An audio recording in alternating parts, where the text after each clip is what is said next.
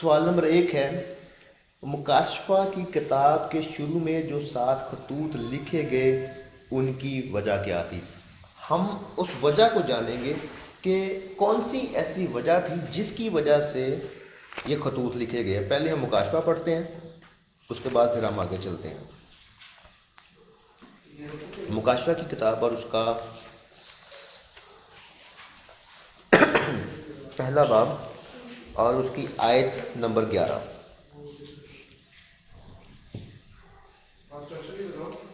کہ جو کچھ تو دیکھتا ہے اس کو کتاب میں لکھ کر 7 کلیسیاؤں کے پاس بھیج دے، یعنی افسس اور سمرنا اور پرگمن اور تھیاتیرا اور سردیس اور فلدلفیا اور لودیکیا۔ ہاں جی، اب یہاں بھی کیا لکھا ہوا ہے کہ 10ویں آیت کیا کہتے ہیں کہ خداوند کے دن روح میں آ گیا اور اپنے پیچھے نرسنگے کسی یہ آواز سنی کہ جو کچھ تو دیکھتا ہے اس کو کتاب میں لکھ کر کہاں بھیج دے؟ 7 کلیسیاں۔ اب یسوع مسیح نے اسپیشلی یہ چیزیں لکھوائی ہیں اور لکھوانے کے بعد کہا ہے کہ ان کو کہاں پہ بھیج دے؟ 7 کلیسیاں کے پاس جو ہے ان کو بھیج دے۔ ہم وجہ جاننا چاہ رہے ہیں کہ ان خطوط کو 7 کلیسیوں کو بھیجا کیوں گیا ہے، ہم یہ وجہ جاننے لگے ہیں۔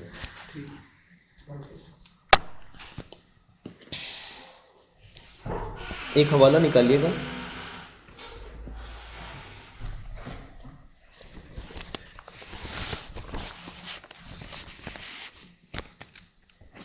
متی رسول کی انجیل اس کا 7واں باب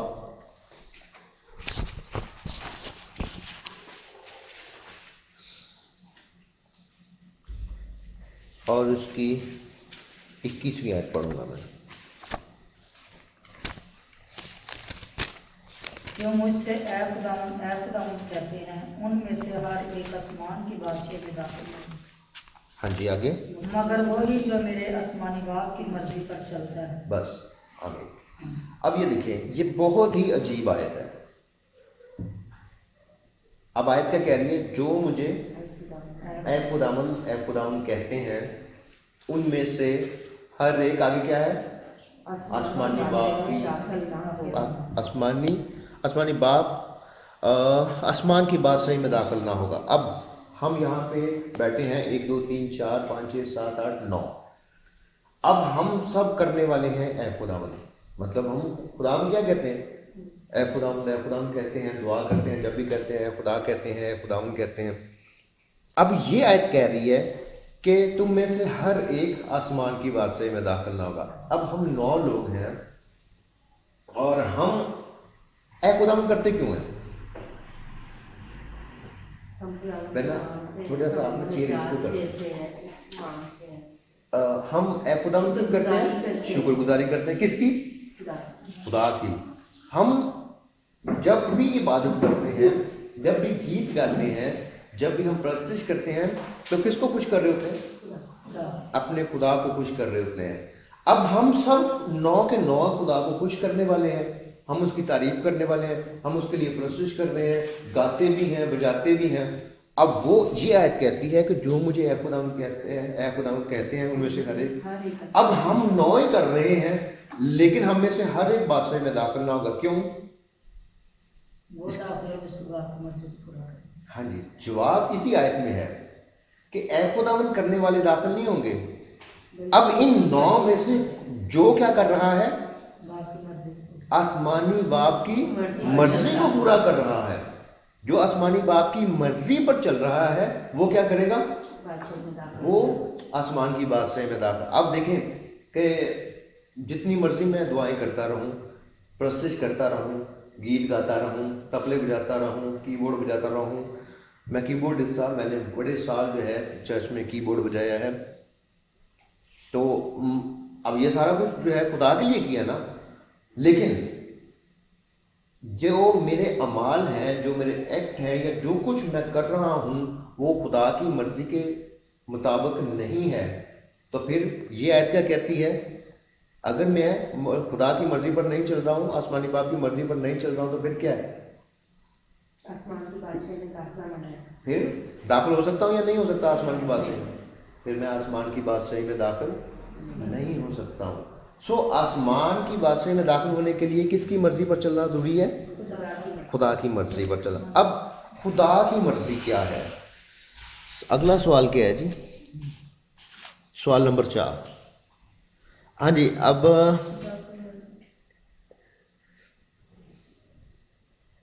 जो मुझे ए खुदावंद कहते हैं उनमें से हर एक आसमान की बादशाह में दाखिल ना होगा। हर कोई दाखिल ना होगा, उसकी वजह क्या है? वजह सवाल है, वजह बयान करें क्यों दाखिल ना होगा। तो वजह क्या है? क्योंकि बाप की मर्जी पर चलना जरूरी है। मगर बाप, कोई भी हाँ, मेरे आसमान बाप की मर्जी पर चलता है। बाप की मर्जी जो है, जो बाप की मर्जी पर अमल नहीं करेगा, जो बाप की मर्जी पर नहीं चलेगा, वो दाखिल नहीं होगा। सवाल नंबर 3 क्या है? हाँ जी, मत्ती 7:21 के मुताबिक आसमान की बादशाह में कौन दाखिल होगा? हाँ जी बहन, आपका क्या नाम है? मीकल। बेटा आप बताइए, कौन आसमान की बादशाह में दाखिल होगा इस आयत के मुताबिक? आयत पढ़े, 7:21 आयत, मत्ती 7:21 आयत के मुताबिक कौन आसमान की बादशाह में दाखिल होगा?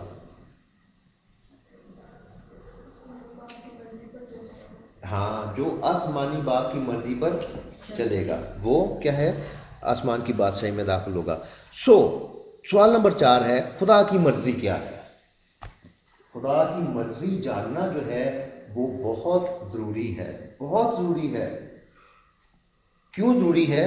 क्योंकि आयत निकाल लें, मुकाशफा, हर चीज़ मैं पढ़ इसलिए रहा हूँ ताकि आपको ना समझ आए। मुकाशफा 12वां बाब और उसकी आयत नंबर 9।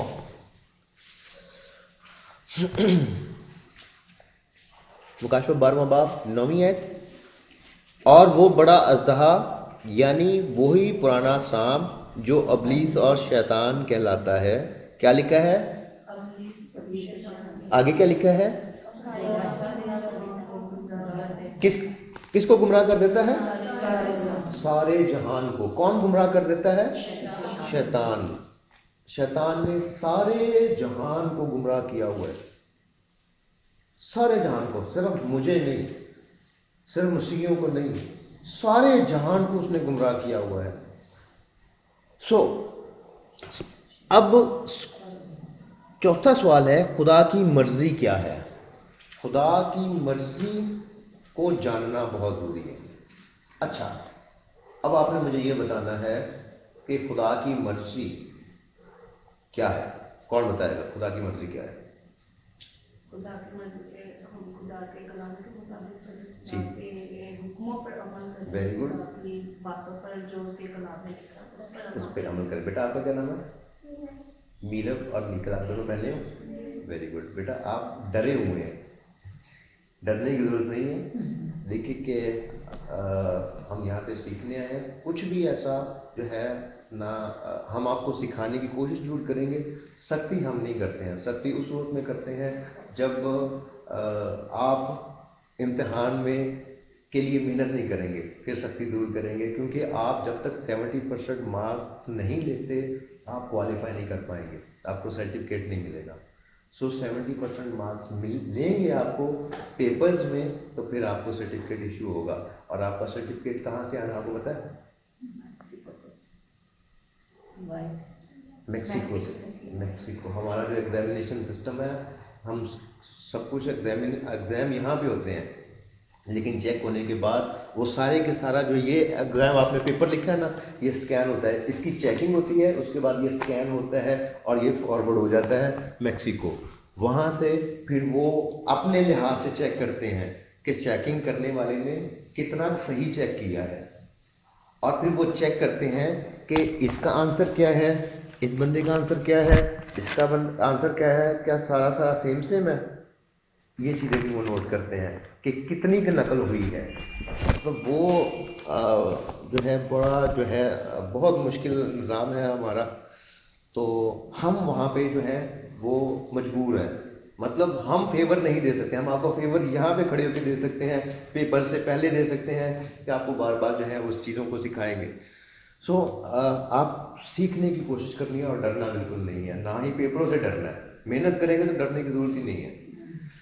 तो और दूसरा ये है ही रूहानी काम है, इसमें हम जितना ज़्यादा कलाम को सीखेंगे उतना ज़्यादा हम खुदा को जानेंगे। खुदा की मर्ज़ी क्या है? खुदा क्या जवाब क्या दिया था?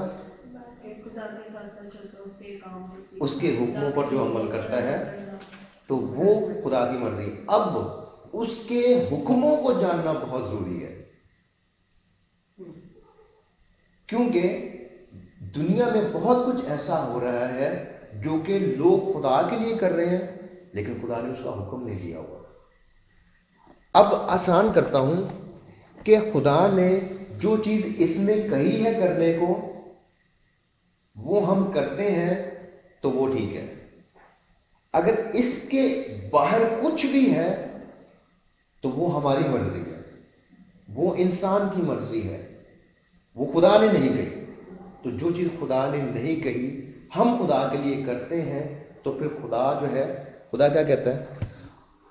اگر آپ اسی حوالے کو نا 7واں باب اور اس کی 21ویں آیت کو آگے تک پڑھیں تو لکھا ہے بتیرے مجھ سے کہیں گے کہ ہم نے تیرے نام سے 22ویں آیت، اس دن بتیرے مجھ سے کہیں گے اے خداوند کیا ہم نے تیرے نام سے نبوت نہیں کی، تیرے نام سے بدروحوں کو نہیں نکالا، تیرے نام سے بہت سے معجزات نہیں دکھائے؟ اس وقت میں ان سے صاف کہہ دوں گا کہ میری کبھی تم سے واقفیت نہ تھی. متی رسول کی 7واں باب 21ویں آیت، 22ویں آیت، 23ویں، 24ویں، 25ویں آیت، اس میں تفصیل لکھی ہوئی ہے. نکال لیں بیٹا 7 باب 21ویں آیت.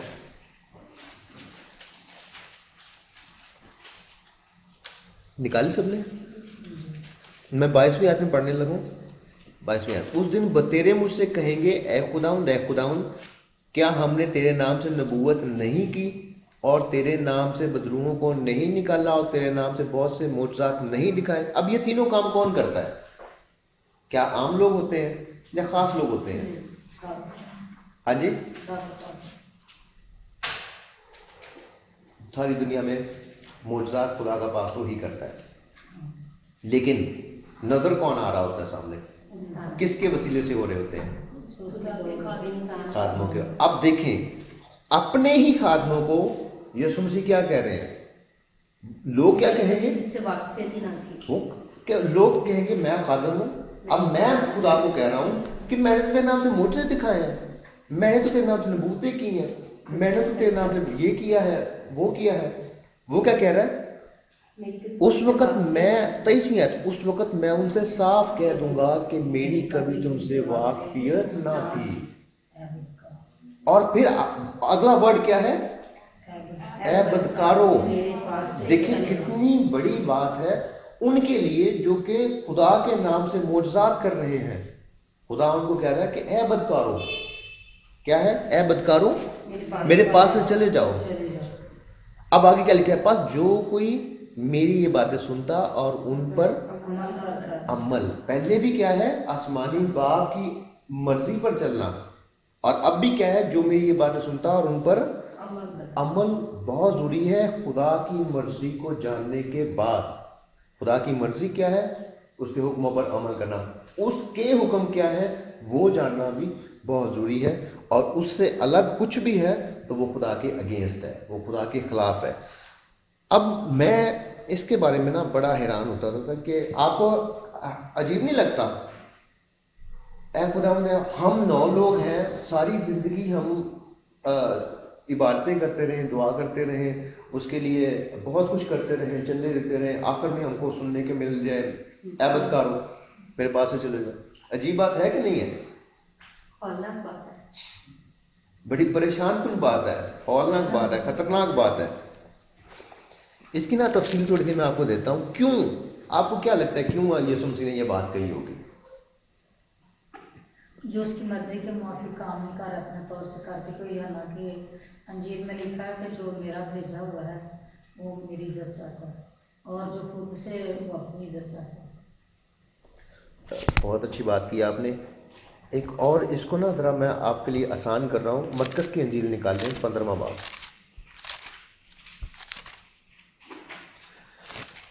متیس رسول کی انجیل اور اس کا 7واں باب.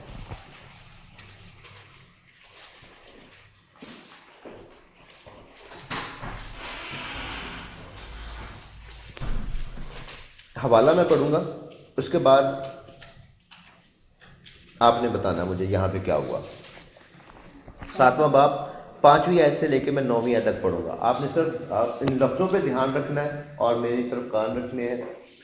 और लिखा हुआ है, पस फरीसियों और फकीयों ने उससे पूछा। पहले तो हमें ये पता होना चाहिए कि फरीसी और फकी जो है वो कौन है।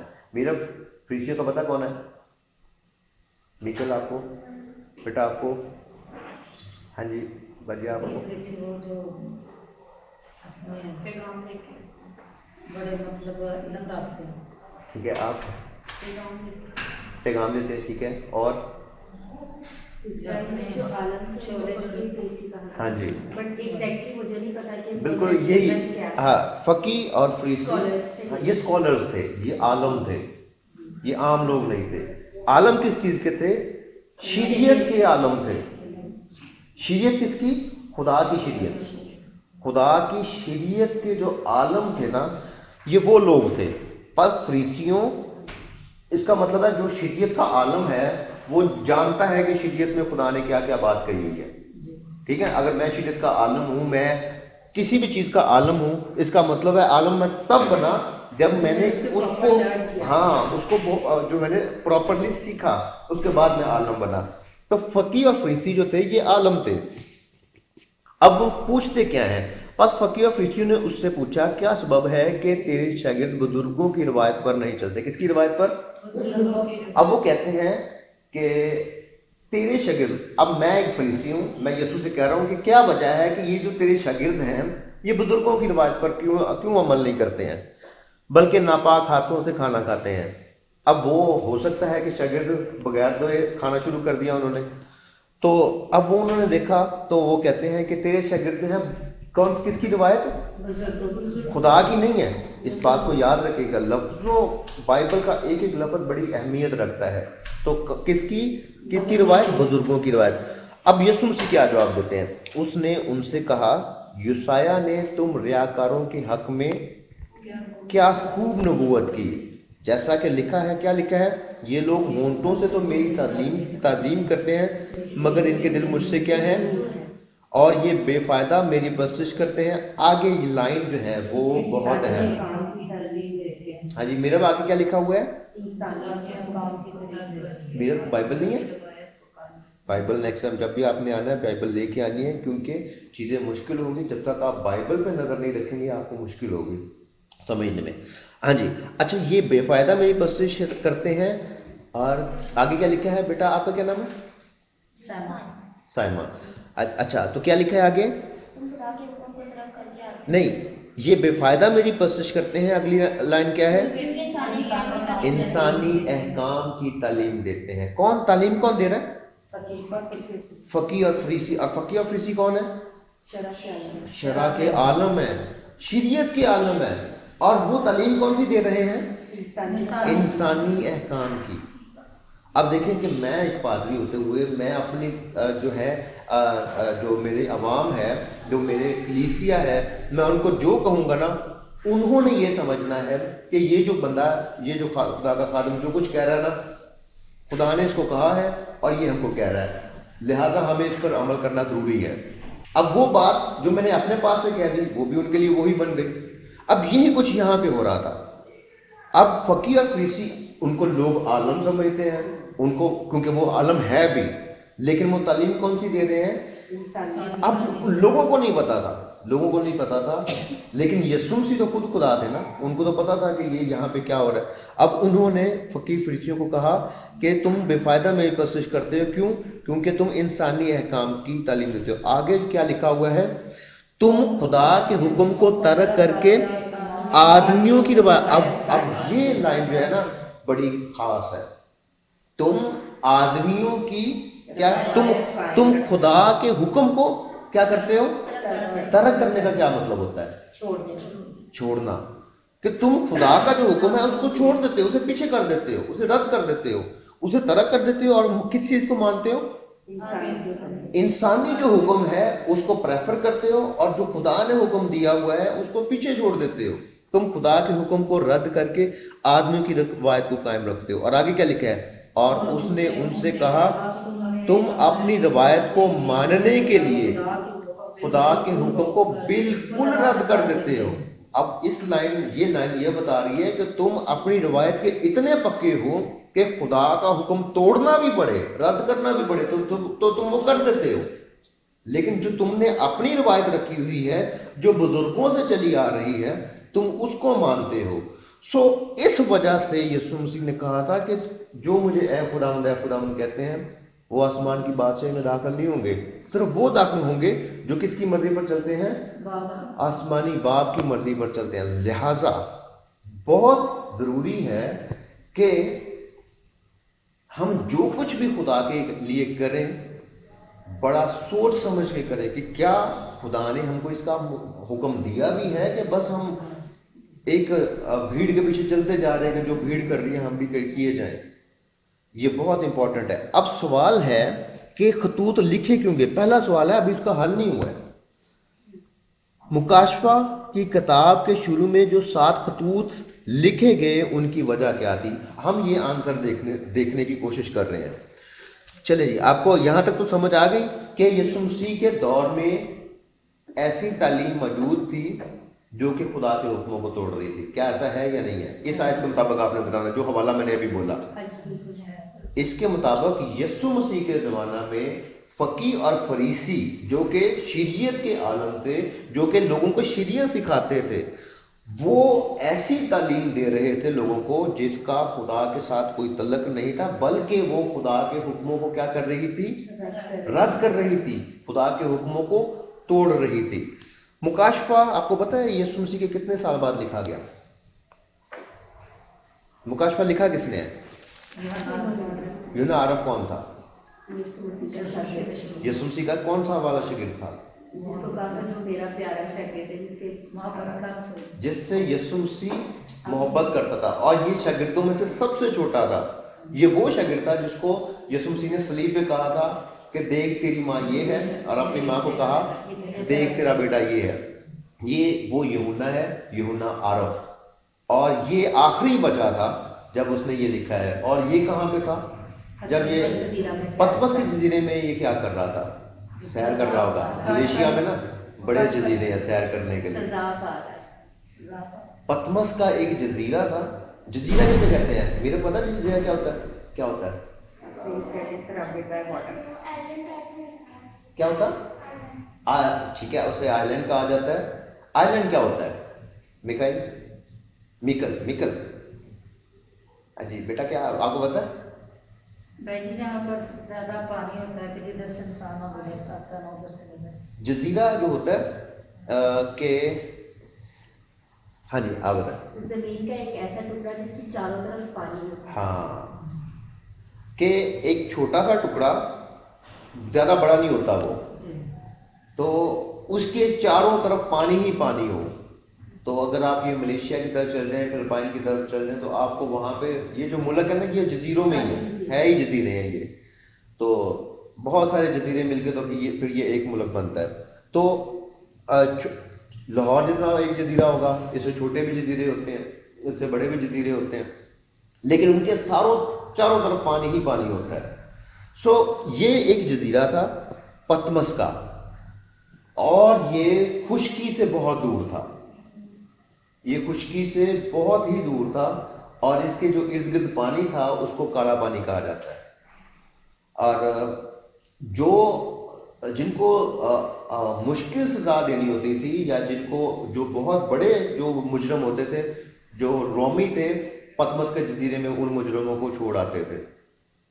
اور وہاں پہ کیوں چھوڑ آتے تھے؟ کہ یہ بھاگ تو سکتے نہیں ہیں، وہاں سے بھاگ نہیں سکتے تھے، کیونکہ اگر وہ سمندری راستے سے بھاگیں گے تو سمندر سے اگر وہ بھاگتے ہیں خشکی تک پہنچتے پہنچتے ہی وہ تھک ہار کے وہ بیچ میں ڈوب جائیں گے۔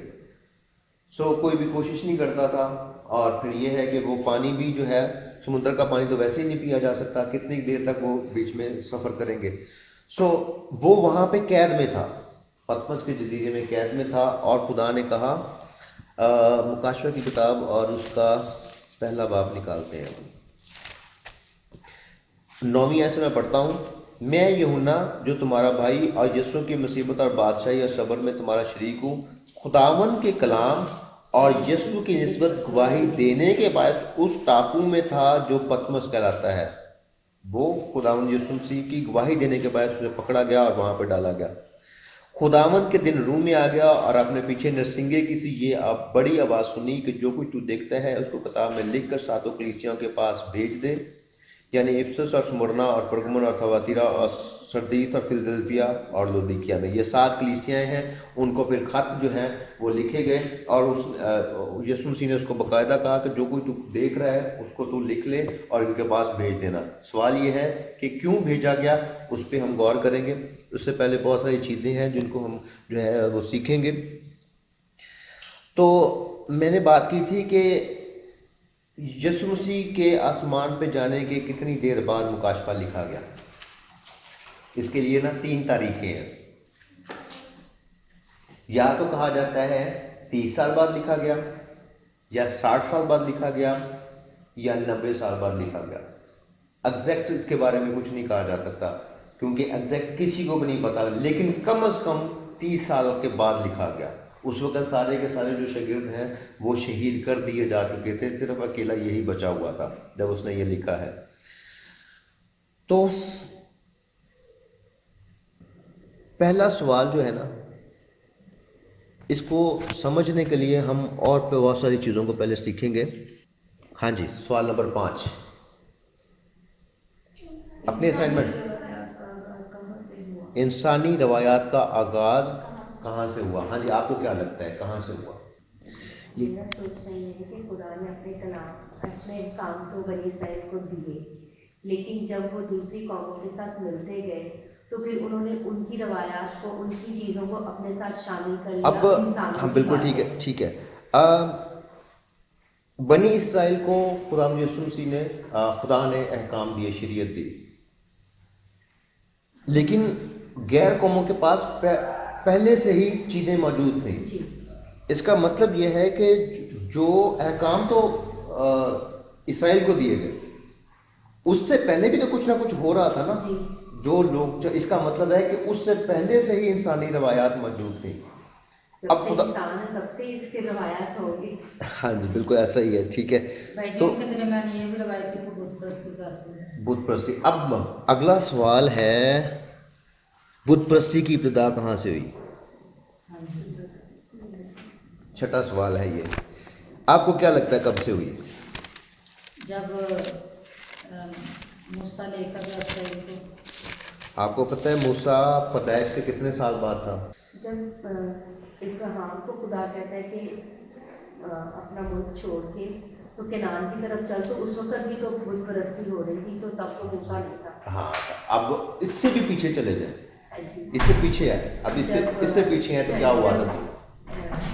जब उन्होंने बाबल का बुर्ज, ठीक है, बाबल का बुर्ज बना, ठीक है, ये भी एक बहुत बड़ा वाकया था। और उससे भी पीछे चले जाए, जब राहल अपने बाप के बुत चुरा कर ले, ये उससे आगे आप चलेंगे, पीछे जाना है, पीछे को जाना है, पैदाइश की तरफ को जाना है। छठे बाप पे आप अगर आए ना, पैदाइश छठे बाप पे, तो वहाँ पे एक बहुत बड़ा वाकया हुआ था।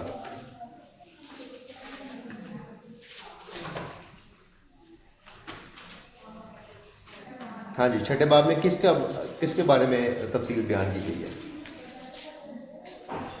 सबसे पहले इंसान की गति जो इतनी बढ़ती थी कि खुदा को फैसला करना पड़ा कि ज़मीन को खत्म करें। हाँ, तो किसका बात फिर इसमें मेन कैरेक्टर कौन है? नूह।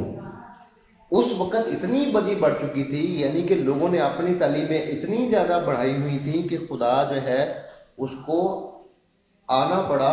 और ये एक बहुत बड़ा लेक्चर है कि क्या वजह थी कि नूह का तूफान आया। ये एक बहुत कम लोगों को इस बात का पता है। तो किसी टाइम आपके साथ इसको शेयर किया जाएगा, लेकिन मे बी जब आप सेकंड ईयर में होंगे, उससे पहले बहुत सारी चीज़ें हैं और वो आपने सीखनी है। नूह के तूफान फिर आया और उसने पूरी दुनिया को ख़त्म किया, और सिर्फ ये 8 जाने जो हैं, नूह और उसकी फैमिली जो है वो बची थी, बाकी सारे उसने ख़त्म कर दिए। बुत परस्ती इससे भी पहले से थी, बुत परस्ती इससे भी पहले से थी। और इसके बाद आप अभी बाजी ने बताया ہاں ابراہیم کی بات کی، اور ابراہیم کا باپ کیا کرتا تھا؟ اس کا بت بنا تھا. وہ بت بناتا تھا، وہ بت بنایا کرتا تھا. اچھا جی، اب 10واں باب پیدائش اس کا 10واں باب اور اس کی 9ویں آیت پہ آتے ہیں ذرا.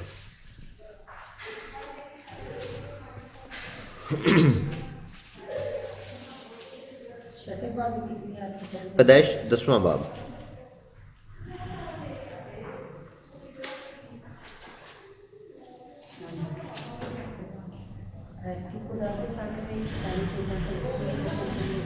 ہاں جی، 8ویں آیت سے میں پڑھتا ہوں. اور کوش سے نمرود پیدا ہوا اور وہ روئے زمین پر ایک سورما ہوا ہے. خداوند کے سامنے وہ ایک شکاری سورما ہوا ہے.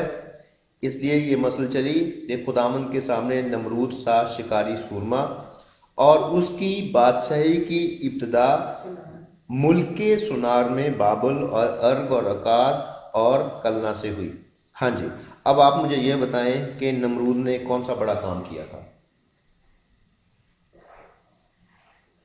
یہ سورج کی پرستش کرنا. ٹھیک ہو گیا. ہاں جی، نمرود نے بڑا کام کیا کیا تھا؟ نمرود، بات ہو رہی ہے نمرود کی. نمرود نے شرک کیا تھا کہ میں خدا ہوں. یہ تو بائبل کے باہر کی بات ہے. ٹھیک ہو گیا. نمرود نے بائبل کے مطابق بڑا کام کیا کیا تھا جو اس کا اتنا نام فیمس ہے؟ کس وجہ سے فیمس ہے؟ نہیں پتا؟ نہیں. آیت نمبر 4 پڑھے 11ویں باب کی. اسی بات کی 11ویں باب کی. پھر وہ کہنے لگے کہ اب ہم اپنے واسطے ایک شہر اور ایک برج. ہاں جی، میں پڑھتا ہوں. پھر وہ کہنے لگے آؤ ہم اپنے واسطے ایک شہر اور ایک برج جس کی چوٹی کہاں تک پہنچے؟ آسمان تک پہنچے بنائے. ہاں جی، اب آپ مجھے بتائیں کہ نمرود کیوں فیمس تھا؟ بابل کا برج. اس نے بابل کا برج بنانے کی کوشش کی تھی. بابل کا برج کیوں بنا رہا تھا؟ اپنا نام رکھے. اپنا نام رکھے. اس سے پہلے کیا لکھا ہوا ہے کہ برج بنا کے اس نے پہنچنا کہاں پہ تھا؟ خدا کا آسمان تک. پھر وہ کہنے لگے آؤ ہم اپنے واسطے ایک شہر اور ایک برج جس کی چوٹی آسمان تک پہنچے بنائیں اور یہاں اپنا نام کریں. ایسا نہ ہو کہ ہم روئے زمین پر پراگندہ ہو جائیں. یہ بابل کا برج جو ہے جو وہ بنا رہا تھا، اس کی وجہ سے نمرود جو ہے وہ مشہور ہوا. ابھی میں نے جب نمرود کی بات کی تو آپ گوگل کون یوز کرتا ہے؟ آپ نے گوگل پہ لکھنا ہے ہو از نمرود یا نمرود دا گرین ایور گرین ٹری.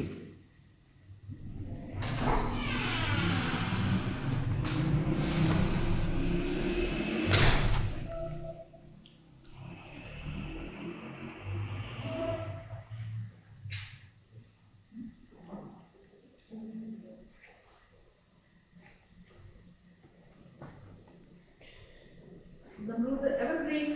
جی،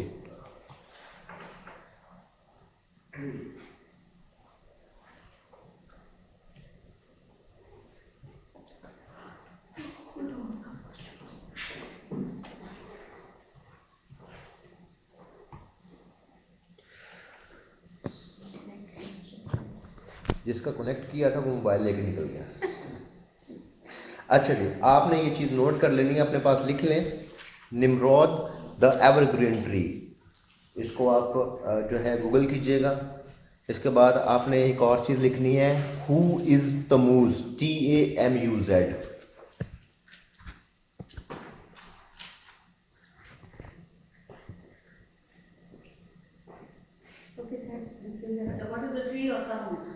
نمرود دا ایور گرین ٹری. ہاں جی، اس کو آپ نے نوٹ کر لیں، یہ آپ نے جا کے گھر اسٹڈی کرنا ہے. نمرود دا ایور گرین ٹری یہ آپ نے جا کے اس پہ اسٹڈی کرنی ہے. اس کے بعد ہو از تموز، اس کے اسپیلنگ آپ لکھ لیں. ایک دفعہ آپ نے لکھنا ہے TAMUZ تموز. اسے ویکیپیڈیا پہ آپ دیکھ لیں گے تو آپ کو زیادہ آسانی کے ساتھ سمجھ آ جائے گی. TAMUZ تموز. اس کے بعد دوبارہ سے سرچ کیجیے گا ہو از تموز, TAMMUZ.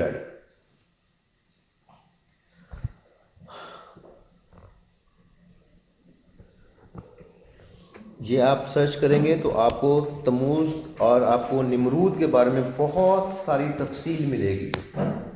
اور پھر آپ کو جب آپ ان کے بارے میں تفصیل سمجھ لیں گے نا, اس کے بعد پھر آپ نے پتہ کیا کرنا ہے, پھر آپ نے کسی ایک مذہب کو پکڑ لینا ہے. دنیا میں بے شمار مذاہب ہیں, کسی ایک مذہب کو پکڑ لینا ہے اور آپ نے اس کی ریسرچ کرنا شروع کر دینا ہے.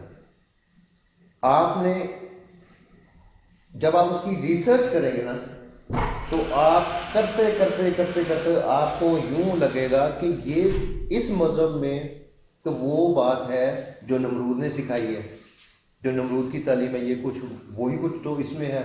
اب آپ ایک کو ریسرچ کرنے کے بعد آپ نے کسی اور مذہب کی تفصیل میں چلے جانا ہے, کسی اور مذہب کو ریسرچ کرنا شروع کر دینا ہے. جب آپ اس کی گہرائی میں جائیں گے تو آپ کو پھر ملے گا کہ یہ ساری باتیں تو وہ نمرود والی ہیں. اس کے بعد کرتے کرتے آپ نے اپنے مذہب پہ آ جانا ہے, آپ نے اس کی گہرائی میں جانا شروع کر دینا ہے. جب آپ اس طرح سے کریں گے تو آپ کو پھر یوں لگے گا کہ ہمارے مذہب کے اندر جو چیزیں ہیں وہ تو ساری نمرود والی ہیں.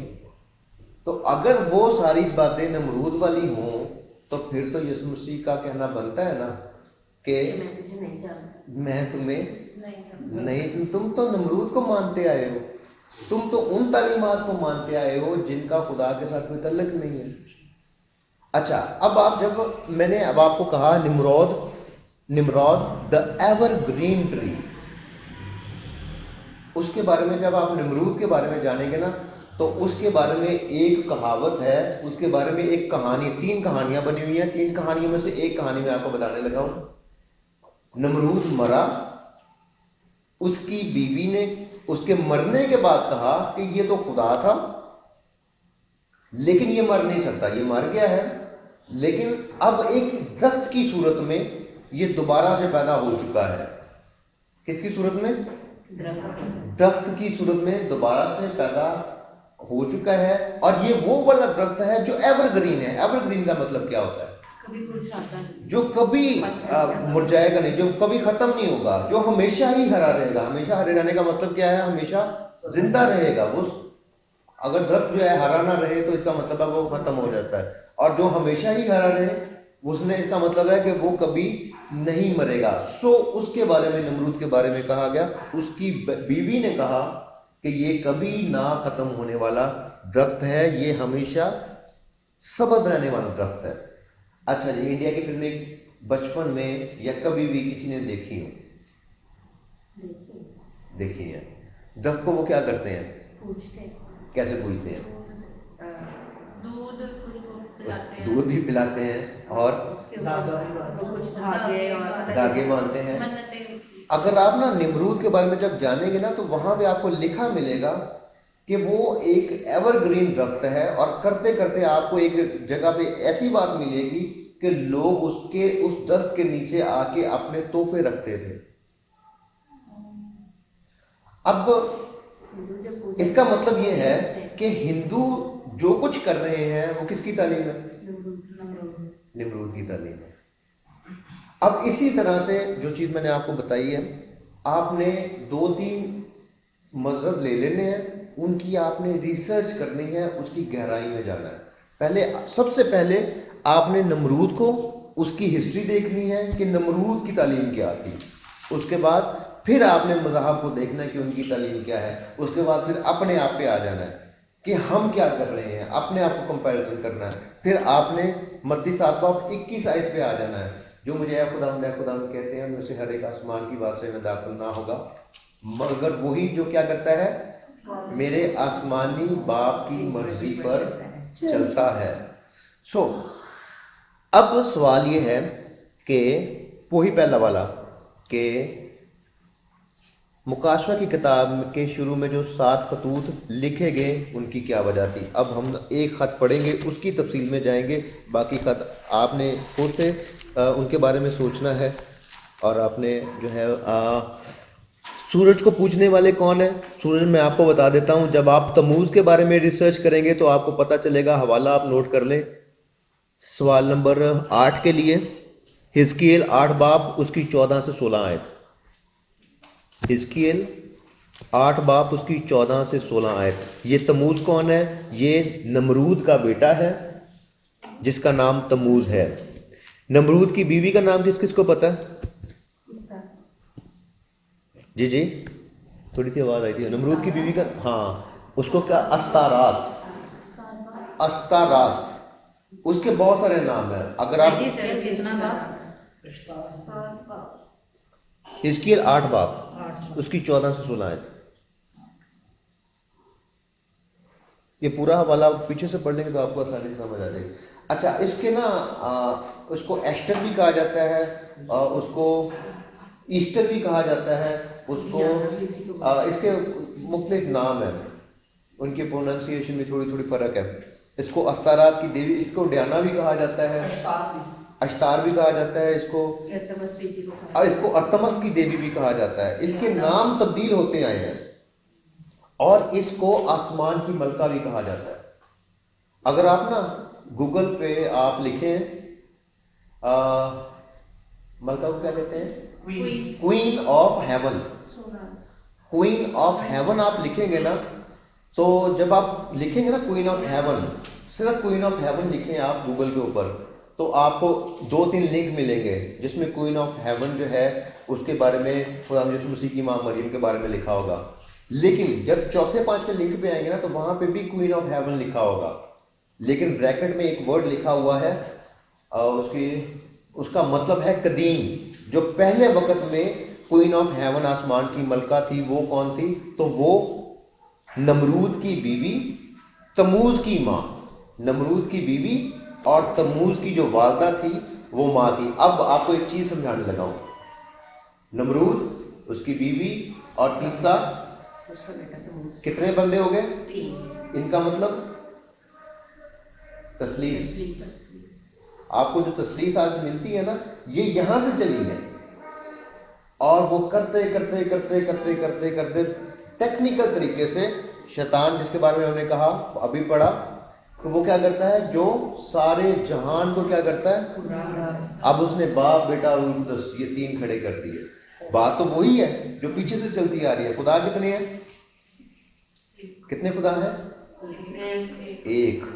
अब खुदा की रूह किस किस में है? हम में से कितनों में है? उसने कहा सब में डाला। खुदा की रूह किस किस में है बताएंगे? मुझ में। हाँ जी, आप में किसकी रूह है? आपका नाम साइमा? हाँ जी, आप में किसकी रूह है? किसकी? खुदा की रूह है। हाँ जी, मिकल, आप में किसकी रूह है? और मोना, आपके में किसकी रूह है? ये रूह हमारी नहीं है, ये जिस्म हमारा हो सकता है। अगर रूह हमारी हो ना तो फिर हम मरे ही ना। एक वक्त आता है कि वो जिसकी रूह है वो ले लेता है। सो अगर हम सब में रूह है तो इसका मतलब है फिर हम सब खुदा हैं, हम सब खुदा हैं। और उसने कहा भी है कि मैंने तो कहा था कि तुम इलाह हो। उसने हमको खुदा कहा हुआ है क्योंकि उसका रूह हमारे अंदर है। इसके भी एक बहुत बड़ा टॉपिक है, वो आपके साथ शेयर होगा किसी टाइम में। सो खुदा अगर हम में है तो क्या हम सब खुदा बन गए दुनियावी तौर पर? कि हम लोग हमें पूजना शुरू कर दें? खुदा खुद वो बेटा बन के इस दुनिया में आया। बेटा बन के वो क्या है इस दुनिया में? तो जब वो बेटा आया तो वो क्या कोई अलग खुदा था? वो ही खुदा था जो खुद, वो अगर अपनी रूह पूरी दुनिया में डाल सकता है तो वो एक अकेले बेटे में बेच के नहीं बेच सकता। वो खुद रूह बन। और बाइबल में क्या लिखा हुआ है? खुदा कौन है? क्या लिखा है? खुदा की तारीफ में खुदा कौन है? खुदा रूह है, और रूह है तो उसके परस्तार वो रूह है। वही रूह है, वही बाप है, वही बेटा है। 3 अलग अलग खुदा नहीं है, एक खुदा है। लेकिन ये तसलीस क्यों आई? मैंने अब तसलीस बताइए कहां से शुरू हुई है? बाबलिज्म, बाबली तालीम, वहां से चली है। उस चीज को कायम रखने के लिए करते करते यहाँ पे भी इस तरीके से ट्रिनिटी को तसलीस को डाल दिया हुआ है। अब हम आएंगे इस पे, सूरज को पूजने वाले कौन है? सूरज देवता है ना। अब सूरज देवता कौन है? कुछ लोग, कुछ रिसर्च करें तो कुछ लोग वहां पे बताते हैं कि नमरूद जो है वो सूर्य देवता है, लेकिन कुछ लोग तम्मूज को सूर्य देवता कहते हैं जो कि नमरूद का बेटा है। बात उन्हीं, ये तीनों जो बातें हैं ना वो इन तीनों की गिरदी रहनी है। ये सारी बातें आपको जो भी दुनिया में मिलेगी ना, दुनिया के मज़ाहब में मिलेगी, वो आपको इन तीनों के गिरदी मिलेगी। नमरूद, उसकी बीवी और उसका बेटा, इन तीनों के गिर्द पूरी दुनिया के मज़ाहब घूम रहे हैं।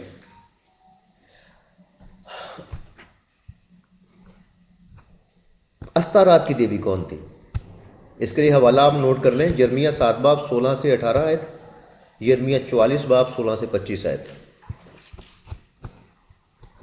इसको आसमान की मलका कहा जाता था। यिर्मयाह 7 बाब 16 से 18 आयत और यिर्मयाह 44 बाब 16 से 25 आयत।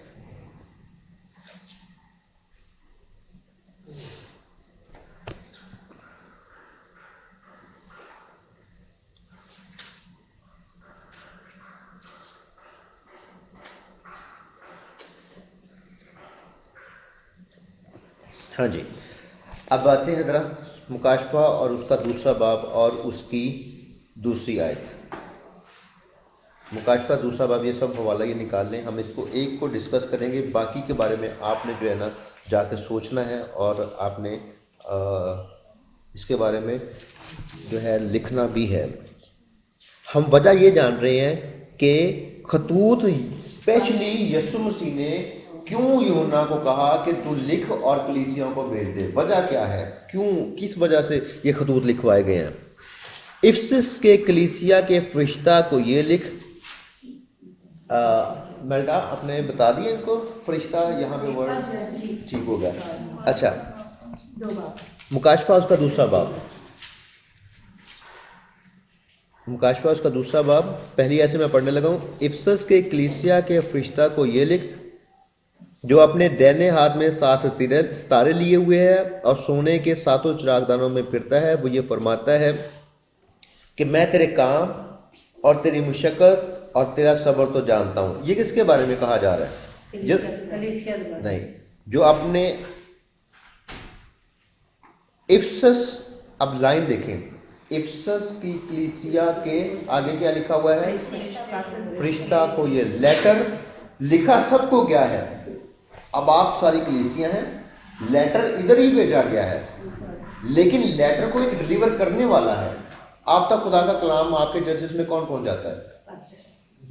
जो खादम वहां पे मुकर्रर हुआ है वो आपके खुदा की बातें आप तक पहुंच जाता है। इसी तरह ये लेटर जो इस कलीसिया को जो है रिप्रेजेंट कर रहा था, जो इस कलीसिया को गाइड कर रहा था, ये लेटर उसको भेजा गया। उसके बारे में लिखा हुआ है, जो अपने दाहिने में हाथ में 7 सितारे लिए हुए और सोने के 7 चिरागदानों में फिरता है, वो ये फरमाता है मैं तेरे काम और तेरी मुशक्कत और तेरा सब्र तो जानता हूँ, और ये भी कि तू बदों को देख नहीं सकता, और जो अपने आप को रसूल कहते हैं और हैं नहीं, तूने उनको आजमा कर झूठा पाया। हाँ जी, अब आप इतनी लाइन समझ के इस लाइनें हमने पढ़ ली हैं। आप मुझे बताएं कि ये लेटर किसको लिखा गया है? मैं तेरे काम को, तेरी मुशक्कत को, तेरे सब्र को जानता हूँ, और ये भी कि तू बदों को देख नहीं सकता। हाँ जी, किसके बारे में लिखा गया? कलीसिया के खादम को कहा गया है ये बात। इफिसस की कलीसिया के खादम को ये लिख, इसके आप अगर इसको यूनानी में इस वर्ड को देखेंगे तो वहाँ पे लिखा हुआ है पैगाम देने वाले को। पैगाम कौन देता है हमारे चर्चेस में? खुदा के खादमीन। सो इफिसस की कलीसिया का जो खादम था उसको ये लेटर लिखा गया कि मैं तेरे काम को जानता हूँ, तेरी मुशक्कत को भी जानता हूँ और तेरे सब्र को भी जानता हूँ, और ये भी कि तू बदों को देख नहीं सकता, और जो अपने आप को रसूल कहते हैं और हैं नहीं, तूने उनको आजमा कर झूठा पाया। अब क्या कहते हैं जो अपने आप को? रसूल। यूहन्ना कौन था? रसूल। यूहन्ना कौन था? यूहन्ना यूहन्ना जिसने ये किताब लिखी है, मुकाशफा लिखा, रसूल था। किसका रसूल था? यीशु मसीह का रसूल था। अब वो कह रहा है कि कलीसिया को ये लिख कि जो अपने आप को रसूल कहते हैं, और इसका मतलब है वो कौन से रसूल थे?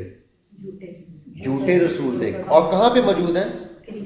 कलीसिया के अंदर हैं वहां पे। और क्या लिखा? और जो अपने आप को रसूल कहते हैं और है नहीं। और अगर वो रसूल कहते हैं अपने आप को, तो फिर वो रसूलों वाला काम भी कर रहे होंगे। क्या ख्याल आपका? करना तो सही, पर तुम कर नहीं है। कारक तो मौजूद है। एक देखना, मैं पादरी हूँ और इसके साथ मून सर, मून का सामने है, इधर है, इधर है, इधर है, इधर है। हाँ जी, हाँ जी। अब ये देखिए कि मैं पादरी हूँ, मैं तो चर्च को लीड करता हूँ। अब साथ में ये भी कहना शुरू कर देते हैं कि मैं भी पादरी हूँ, ठीक है। अब ये अगर कहेंगे कि मैं भी पादरी हूँ, तो फिर प्रैक्टिकली करना भी पड़ेगा इन्हें, तो फिर ये भी वो काम करेंगे जो मैं कर रहा हूँ। अब मैं क्या कर रहा हूँ? कलीसिया को तालीम दे रहा हूँ। अब इन्होंने भी कहना शुरू कर दिया कि मैं भी पादरी हूँ, तो इन्होंने भी क्या करना शुरू कर दी। अब हाँ जी, थैंक यू वेरी मच। अब यहाँ पे ये है, जो अपने आप को क्या कहते हैं? रसूल कहते हैं और है नहीं। अब इसका मतलब है कि इफिसस की कलीसिया के अंदर कुछ लोग थे जो अपने आप को क्या कहने लग पड़े थे? रसूल कहने लग पड़े थे। और अगर वो रसूल कह रहे तो फिर क्या वो तालीम भी दे रहे होंगे। लेकिन वो क्या कहता है? यीशु मसीह ने लिखवाया है कि जो तेरे यहाँ अपने आप को रसूल कहते हैं और है नहीं, तूने उनको क्या किया है? आजमाया है, और आजमा के तूने उनको क्या पाया है? झूठा पाया है। अब वो झूठे क्यों हैं? झूठी तालीम देते हैं, क्योंकि वो झूठी तालीम दे रहे हैं, इस जो गलत तालीम दे रहे हैं। अब वो यहाँ पे इसका मतलब ये है कि वो झूठे रसूल हैं, तो अपनी तालीम के बायस वो झूठे रसूल हैं। तो वो झूठे हैं, तो इसका मतलब है कौन सी तालीम दे रहे होंगे? वो झूठी तालीम। अब आप वापस मरकज पे आ जाए, मरकज 7वां बाब पे आ जाए, तो वहां पे कौन सी तालीम दी जा रही थी? इंसानी तालीम दी जा रही थी। अब आपको समझ आ रहा है कि ये लेटर क्यों लिखा गया? यीशु मसीह ने अपने जानने के बाद भी स्पेशली लिखवाया यूहन्ना रसूल से कि इन कलीसियाओं को लिख। अब क्या लिखा है? मगर मुझको तुझसे ये शिकायत है कि हाँ जी, और तू सब्र करता है। आयत नंबर दूसरी से पढ़ते हैं, दूसरी ऐसे पढ़ते हैं, मैं तेरे काम और तेरी मशक्कत और तेरा सब्र तो जानता हूँ, और ये भी कि तू बदों को देख नहीं सकता, और जो अपने आप को रसूल कहते हैं और है नहीं, तूने उनको आजमा कर झूठा पाया। और तू सब्र करता है और मेरे नाम की खातिर मुसीबत उठाते उठाते थका नहीं। मगर मुझको तुझसे ये शिकायत है कि तूने अपनी क्या है? पहली सी मोहब्बत छोड़ दी है। अब आपने मुझे बताना है कि मोहब्बत कैसे छूटी है। पहली सी मोहब्बत छूटी है, कैसे छूटी होगी? आपने अपना ख्याल बताना है। मुझे कहा था, मैं इफिसस की कलीसिया का खादम हूँ। ये जो कलीसिया जिसके बारे में हम पढ़े ना, मैं उसका खादम। ये लेटर मुझे आया है।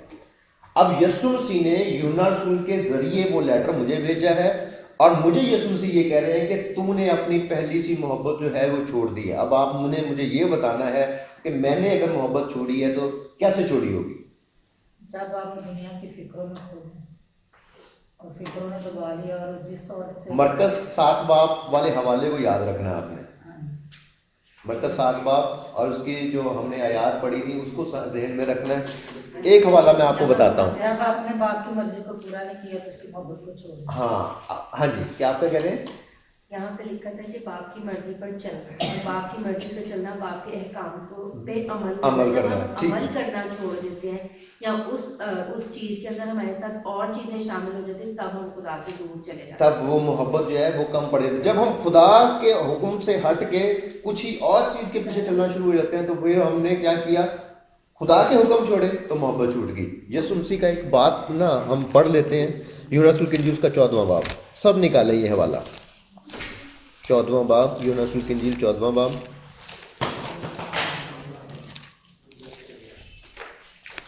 और उसकी आयत नंबर 23। हाँ जी, यूहन्ना 14वां बाब, सब निकाल लें जरा। यूहन्ना रसूल की इंजील 14वां बाब और उसकी 23वीं आयत। मैं खुद पढ़ता हूँ। निकल निकालिए बेटा। जी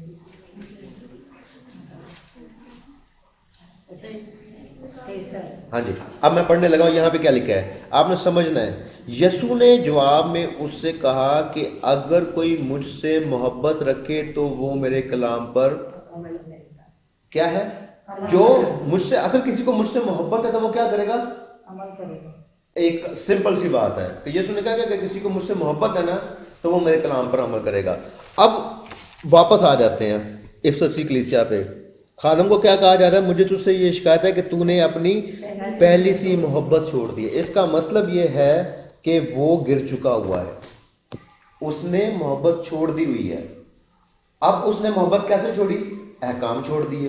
अहकाम क्यों छोड़े होंगे, कौन सी, किसकी वजह से, झूठे रसूलों की झूठी तालीम, यानी कि इंसानी रवायात के बायस, इंसानी तालीम के बायस, बुजुर्गों की तालीम के बायस, जिसका खुदा के साथ कोई तल्लुक नहीं है।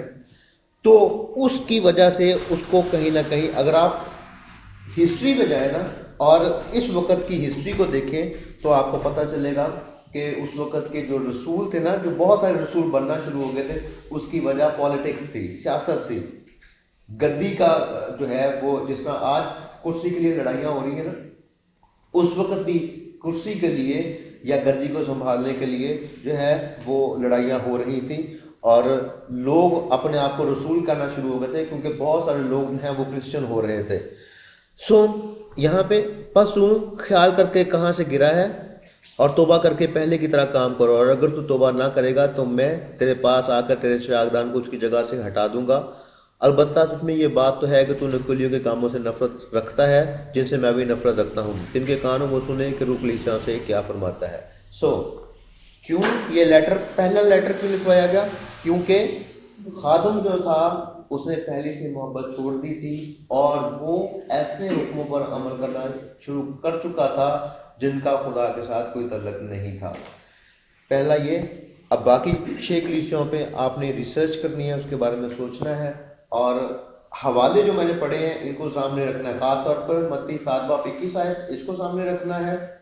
इसके बाद आपने मरकज 7 बाब और उसके जो हवाले पहली 9 आयात 4 से 9 तक पढ़ लें, उसको सामने रख के तो फिर आपने इन 7 कलीसियाओं के जो बाकी 6 रहती हैं उनको भी आपने उसके बारे में सोचना है कि क्या वजह थी। तो आपको पहले से क्या वजह समझ में आई, पहली कलीसिया को जो खत लिखा गया है, खादम को जो खत लिखा गया, क्या क्या वजह समझ में आई।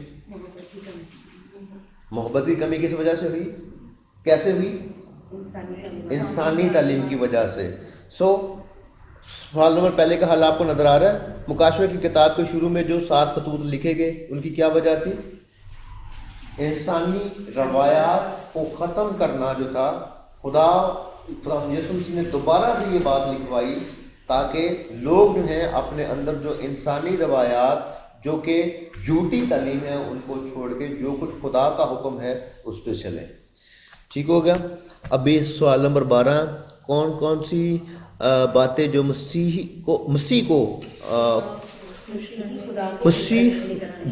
खुदा को खुश करने के लिए करते हैं जबकि उनकी इंतहा मौत है। अब आपने ज़रा सोचना है कि कौन कौन सी ऐसी बातें हैं जो कि हम लोग कर रहे हैं लेकिन वो खुदा के खिलाफ है। इसके बारे में आपने सोचना है। हर वो चीज़ जो हम कर रहे हैं जिसका इसमें हुक्म नहीं दिया गया और अगर वो हम कर रहे हैं तो वो खुदा के खिलाफ है। इस बात को हमेशा याद रखना। लिखा है कि अगर कोई फरिश्ता भी आके तुम्हें ऐसी बात कहे जिसका खुदा ने हुक्म नहीं दिया हुआ तो उसको क्या करना, नहीं मानना है। इसके बाद आप सवाल नंबर 13, कौन सी ऐसी बातें रसूमात हैं जो हम अपने ख़ास त्यौहारों पे करते हैं जो खुदा के मुखालिफ हैं। अभी मैं इतनी तफसील में नहीं जाऊंगा, आप पहला लेक्चर है लेकिन आपने दुनियावी तौर पर अपने लिहाज से सोचना है। मुकाशफा बाब नंबर 2 और 3 में जो खतूत हैं वो किन को लिखे गए। हाँ जी, अब आपने बताना है किन को लिखे गए। आप कुछ जब भी ये अभी क्या पढ़ा दूसरे बाब की पहली है, इफसस के कलीसिया के फरिश्ता को ये लिखी। ये अब आप लोग अगर कलीसिया हैं तो सबको कॉपियां भेज दी गई, सिर्फ खादम को लिखे गए हैं खाता। अब बाइबल को का कोई भी वर्ड जो है जब भी आप पढ़ते हैं तो उसके वर्ड से बाहर ना जाए। اس کا ورڈ جو کہہ رہا ہے نا اس کو آپ جمع کو واحد نہیں کر سکتے، واحد کو جمع نہیں کرتے، ہم کسی قسم کی تبدیلی نہیں کر سکتے ہیں اس میں، کیونکہ اس کے بارے میں بہت سخت حکم ہے مکاشفہ کے مکاشفہ کے آخری باب میں. میں ہر ایک آدمی کے آگے جو اس کتاب کی نبوت کی باتیں سنتا ہے گواہی دیتا ہوں کہ اگر کوئی آدمی ان میں کچھ بڑھائے تو خدا اس کتاب میں لکھی آپ سے اس پر نازل کرے گا، اور اگر کوئی اس نبوت کی کتاب کی باتوں میں سے کچھ نکال ڈالے تو خدا اس زندگی کے دست اور مقدس شہر میں سے جن کا اس کتاب میں ذکر ہے اس کا حصہ نکال ڈالے گا. اسی طرح پرانے عہد نامے میں بھی ایک بات لکھی ہوئی ہے کہ ہم خدا کے کلام میں تبدیلی نہیں کر سکتے ہیں. آپ نے جو کچھ بھی کرنا ہے خدا کے کلام کے اندر رہ کے کرنا ہے، اور اس سے باہر نہیں نکلنا. باہر نکلتے ہیں تو پھر ہم سے غلطی ہوتی ہے اور پھر خدا جو ہے ہم سے ناراض ہو جاتا ہے. آپ نے یہ ساری اسائنمنٹ کرنی ہے. کسی چیز کی سمجھ نہ آئے آپ منڈے سے فرائیڈے صبح 8 سے لے کر دوپہر 12 بجے تک آپ یہاں پہ وزٹ کر سکتے ہیں. یہاں پہ آلموسٹ سارے کے سارے لیکچرار موجود ہوتے ہیں اس ٹائم میں.